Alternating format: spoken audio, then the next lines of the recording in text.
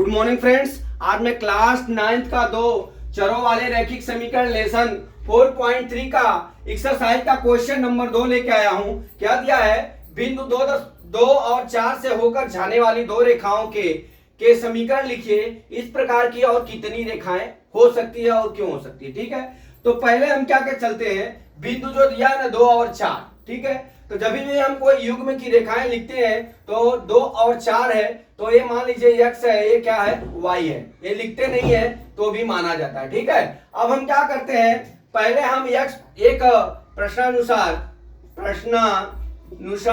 हम क्या कर देंगे, पहला तो हमारा क्या हो जाएगा, हम x और y को जोड़ लेते हैं। तो x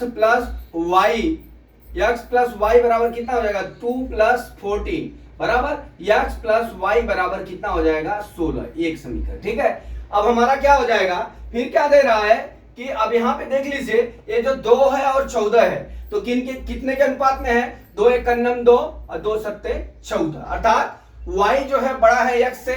ठीक है, y बड़ा है x से, तो हम क्या करते हैं दोस्तों कि हम जब y बड़ा है x से तो हम क्या करेंगे, जो 7 रहेगा ना उसको हम x से गुणा कर लेते हैं। 7 का x से हम गुणा कर लेते हैं। अब गुणा करते समय हम क्या करते हैं, ये देख लीजिए हमारा दूसरा समीकरण क्या हो जाएगा, अब यहाँ पे y बराबर 7x हो गया। ये हमारा दो समीकरण हो गया। ठीक है, अब इस तरह से हो गया। अब हम चलते हैं, हमारा ये पहला ये होने वाली दो रेखाएं हमने लिख लिया, ये दो रेखाएं लिख लिया।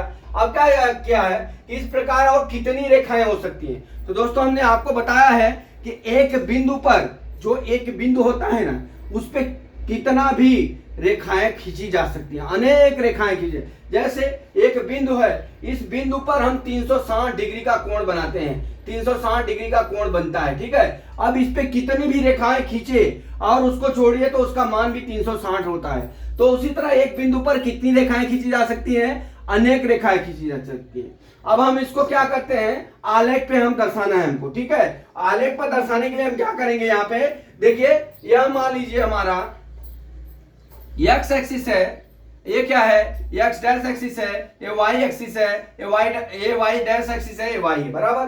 अब हमारा यहाँ पे कितना दे दिया है, 2 और 14 दिया। ठीक है, तो हम क्या करते हैं, इधर 1 2 3 और 4, ये कितना दिया है, 5। ठीक है, इस तरह से हम करते जाएंगे।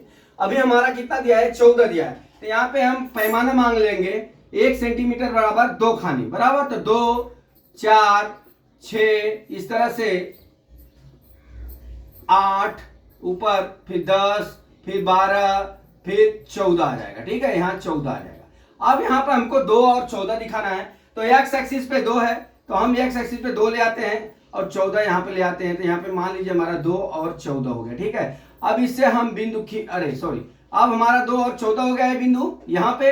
अब इस पे हम रेखा खींचते हैं। जब भी आप रेखा खींचोगे एक बिंदु पर तो इस तरह से इस तरह से इस तरह से इस तरह से इस तरह से अनेकों रेखाएं खींची जा सकती है।